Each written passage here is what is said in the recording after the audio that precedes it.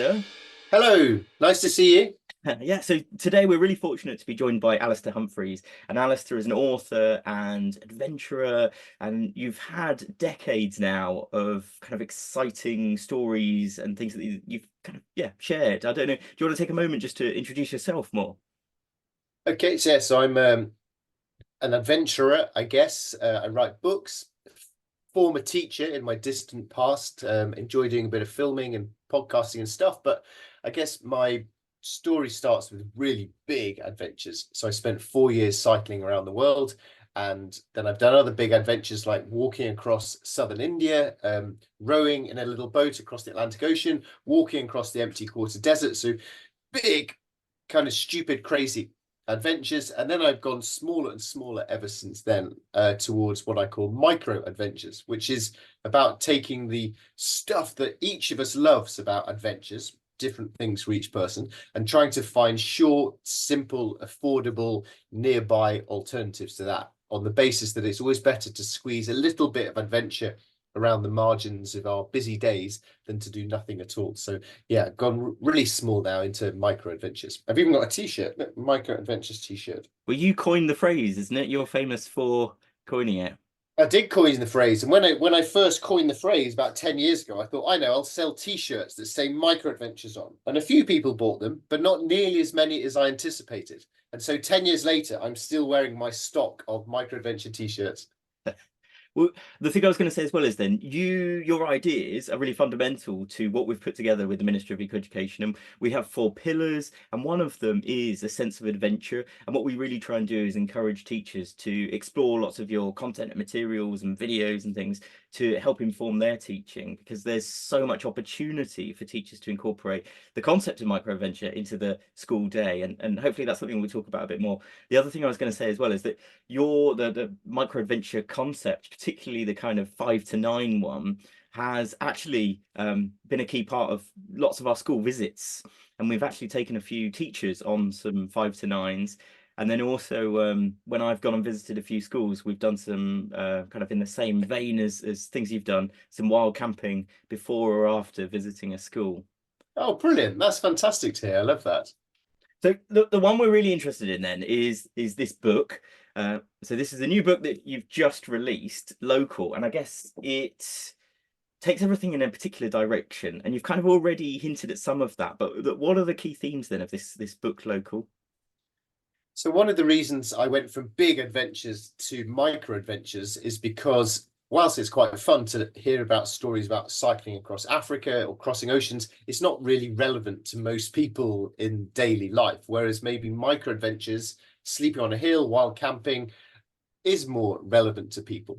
But even so, I was still aware that that still requires some skills, some equipment, some access to the countryside. So I wondered whether it was possible to go even smaller and to search for nearby nature and wildness, even closer to home, and maybe to encourage people wherever they live to try and find a bit of nature, even in their lunch break or at the weekend, to find somewhere close to home that you've never been to before.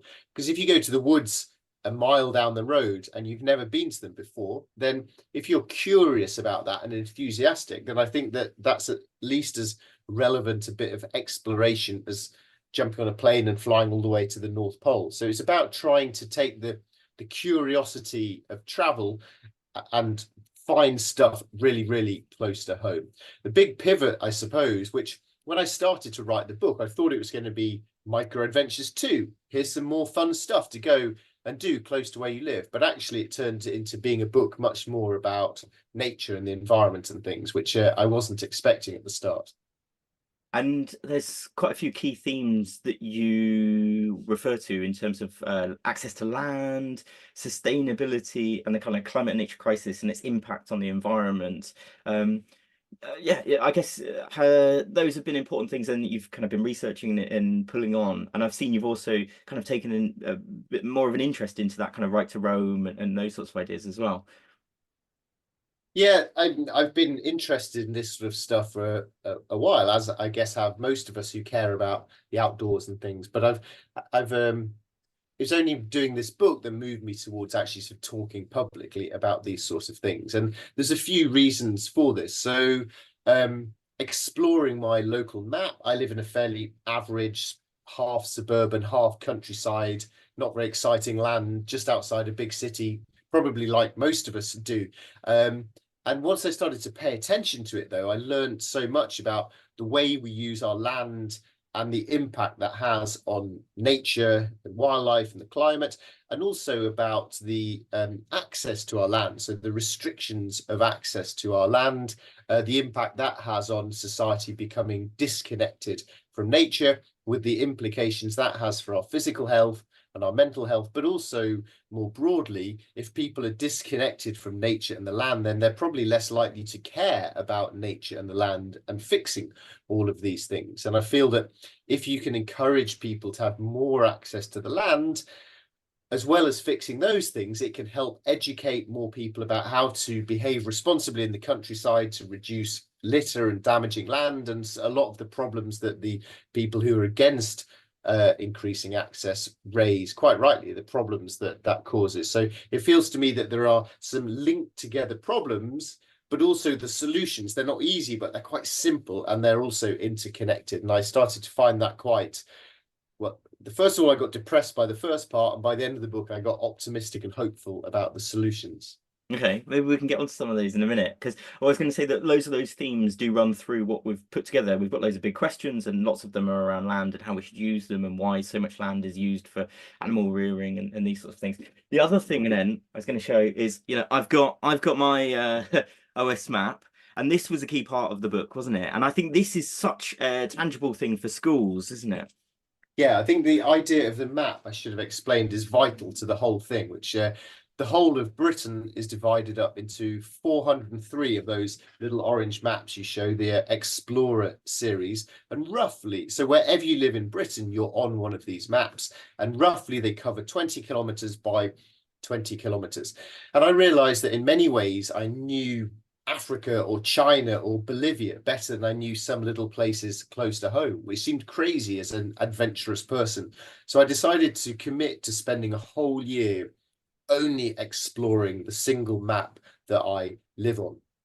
And what I would do was once a week, I would go out and explore a 1 kilometer grid square on that map, chosen at random, and I scheduled it through the whole year so that I would see the seasons changing. I'd get out into nature even if it was raining and I couldn't be bothered or I was busy, and force myself to see the seasons changing around. So yeah, I hope that this is an idea that is so transferable to anyone wherever they live. At the start of the project, I was a bit worried because where I live is a bit boring and average, that it wouldn't be as exciting as if I lived in the mountains of Scotland. But actually, now that I've finished the year, I think that, lovely though it would be to live in the Highlands, I actually think that would have been a less interesting, adventurous experience than my year of seeing some countryside, some towns, some industry, some falling apart areas. And I think that mixture is really interesting and applies wherever we live. And I guess the thing we should say as well then is that the kind of concept of micro adventure, or the concept of adventure, is then a mindset. It's about a way that you look at the world, and it's asking questions where you dig deeper. So rather than just sort of walking past things, you stop, notice them. I just wondered if there was anything else around that you wanted to say. Yeah. Yeah, I think this is a really important part of what I've learned over this year. I think whenever we go, if you're lucky enough to go up to a foreign country, then it's exciting, isn't it? You get off the plane and you get that, and it smells different and looks different and sounds different, and everything's just exciting. And I become really interested and curious in literally everything that happens in a foreign country. I love it. But when I'm at home, I can walk around with my eyes down, in a bit of a grump, thinking, oh, home, this is boring. I know everything around here, boring, boring. So what I tried to do in this year exploring my map was to take that curious mindset, to have my eyes up and open and looking around and try to be enthusiastic about everything I saw. And what it made me realize is that to travel the world, it's much more important to have a traveler's mindset than the actual geography of where you go. It's your attitude of how you explore is much more important than the geography of where you go to.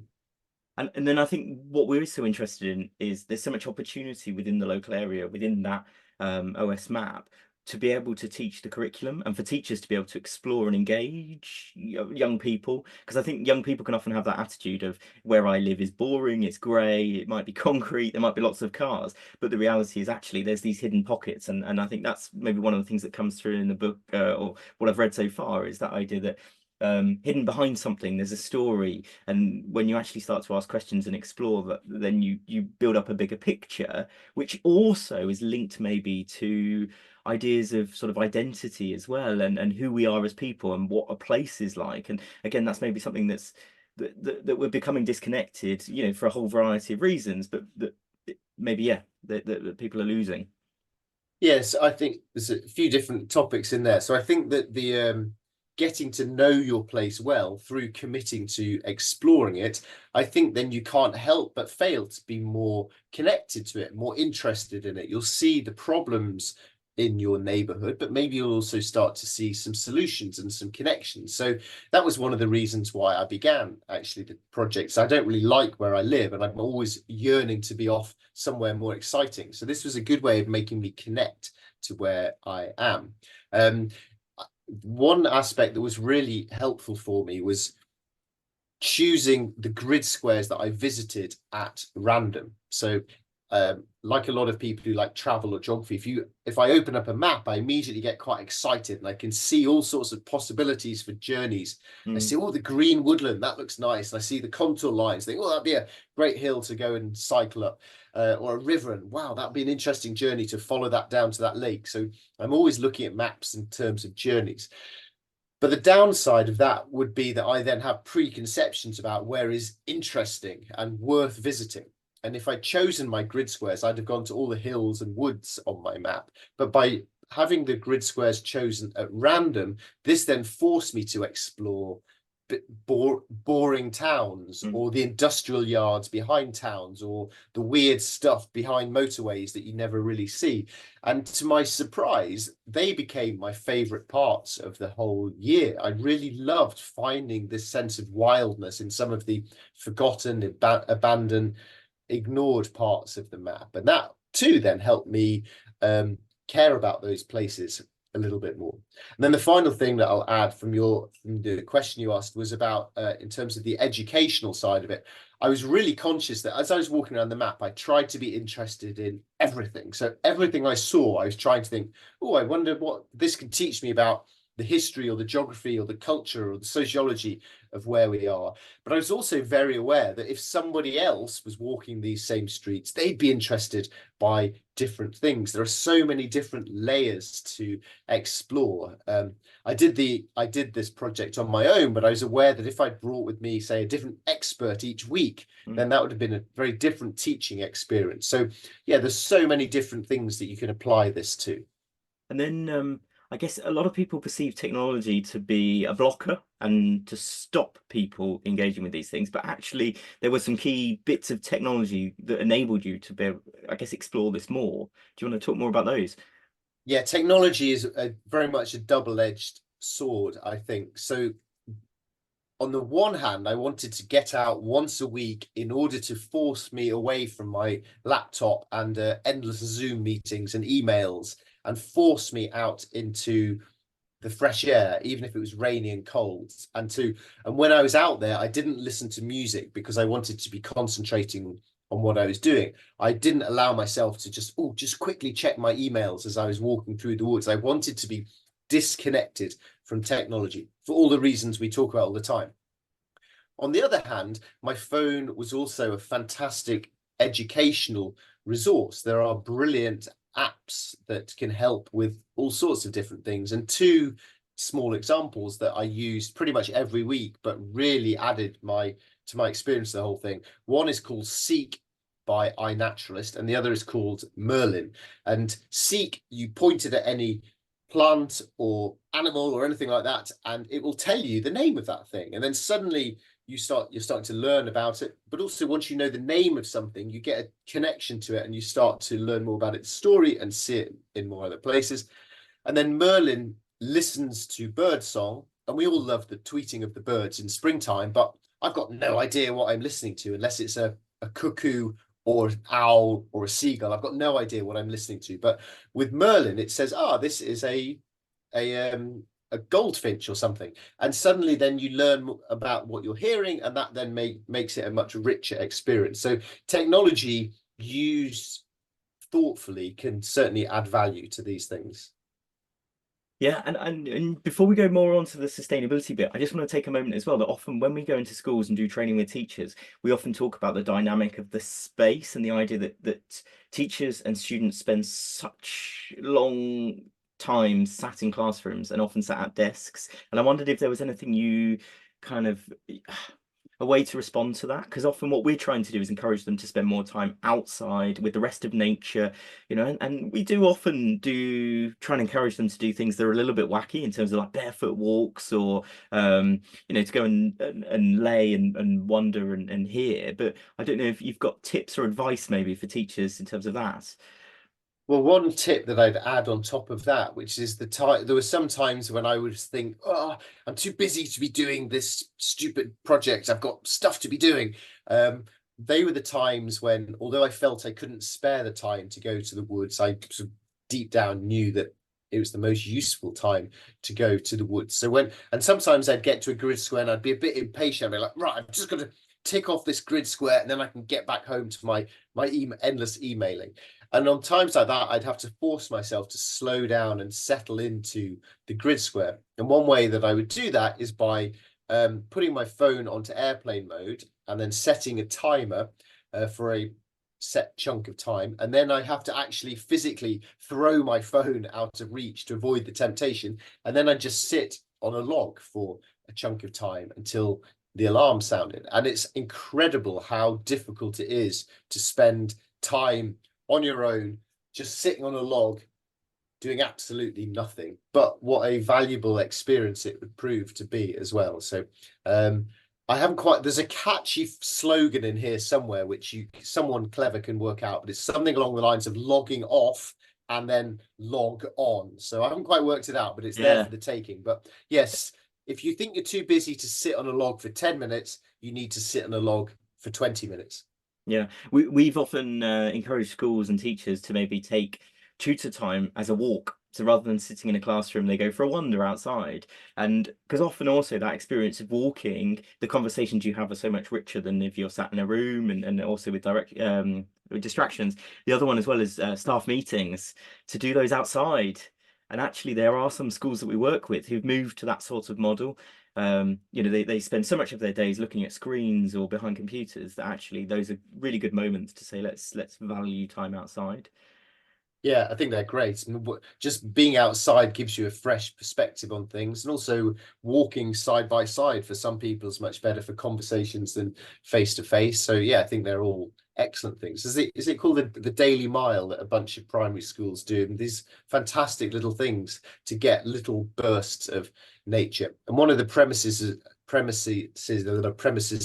of my whole book was that it's better to find tiny bits of nature and tiny bits of outdoor time than none at all. Sure, it'd be lovely if we could all spend a year and go and cycle across South America, but given that you probably can't, what can we do in this lunch hour? And I think trying to take that idea of looking for the opportunities rather than bemoaning all the barriers and obstacles is worth thinking about. Should we just move then, just to finish really, in terms of that concept of sustainability? So, sustainability and adventuring, or particularly that idea of exploration, has always had, there's been problems. And I know that that's something you're really conscious of and have done a lot of work in that space as well, also with brands and with organizations who are really thinking about this. And I don't know, yeah, if you wanted to talk to that a little bit before we then think more deeply about that concept of sustainability. Yeah, so should start by owning up to a whopping great carbon footprint over many years of gleefully flying off to endless places around the world, having brilliant adventures, and very much loving doing that. But over the more recent years, I've come to feel that's just not how I want to be living anymore. And particularly given that my job is adventuring and encouraging people to have adventures, so that sort of amplification influence effect of encouraging other people to do things just doesn't feel right to me anymore. So one reason I started trying to explore my local map was to ask myself the question of, if I love these wild places so much, deserts and ice caps, if I love them so much, am I willing to save them by not visiting them myself? And that was just quite a challenge that I really wrestled with. And when I started doing this project, I did slightly worry that it was a bit of a hair shirt, martyrish, virtue signaling, goody two shoes project, and that although I'd be having a much lower carbon footprint by wandering around my map, I'd be quite grumpy and resentful that I wasn't out in California or somewhere. But actually, as the year went by, I came to feel that this was a really enriching and valuable and fascinating experience. And in no way did it feel to me like a bad or boring or rubbish thing to be doing. And I found it an absolutely fascinating experience. And to be able to have a interesting travel kind of experience without needing to fly, I found really encouraging, because I think the only way we're going to make sustainable changes is if we can do so, but also make people's lives good. There's no point us all having a totally miserable life whilst we try and save the planet. That's just not going to grow legs. But if you can show that it's still joyful and interesting and rewarding and purposeful, and it's actually a more interesting life, it's not a worse life, then I think that's the key towards trying to encourage people towards sustainable travel. So just to finish them, if you were going to speak to some teachers and, with lots of these things in mind, are there any kind of tangible takeaway things, almost like bits of advice that you might give a teacher that you think these are like easy first steps? Well, first of all, I'd be always hesitant to give advice to a teacher, because I'm aware that teachers have got proper jobs, that they're very professional, and I'm just a guy who messes around in a shed. So with that caveat, I think there's a lot of scope for exploring a local map in virtually any subject you are teaching in school. And it's a really good way to help the young people get connected with and caring for their communities. Nature disconnection is a huge issue. We talk for ages about that, and the spin-offs into physical and mental health. So anything that can get the young people outdoors, engaged, caring about their community. And I think with a bit of imagination, you can probably find anything you need to cover most subjects within 5 miles of the school gates. Thank you so much, Alistair. Thank you. And I guess maybe the other thing we should just mention as well is there's a whole series of children's books that you've written, and you do Q&As as well. I don't know if you want to take a moment just to explain that. Yeah, so I've written a few books there for primary school, so year 4, 5, 6, maybe 7 mostly. The Boy Who Biked the World, which is my stories of cycling around the world, but an imaginary boy goes around the world instead. And then The Girl Who Rode the Ocean, because there are not enough books about girls doing cool adventurous stuff, which is my story of rowing the Atlantic, but told through a girl. And I've squeezed in as much secret education and geography and science and culture and stuff into those books as I can get away with without the pupils hopefully noticing. And if any classes read these books, then you can send me your classes questions that they've had from those, and I'll reply to them via YouTube video. I've been doing quite a lot of those now, and it's lovely to see particularly The Boy Who Biked the World growing and spreading through primary schools. Well, great. Thank you so much, Alistair. Thank you for your time.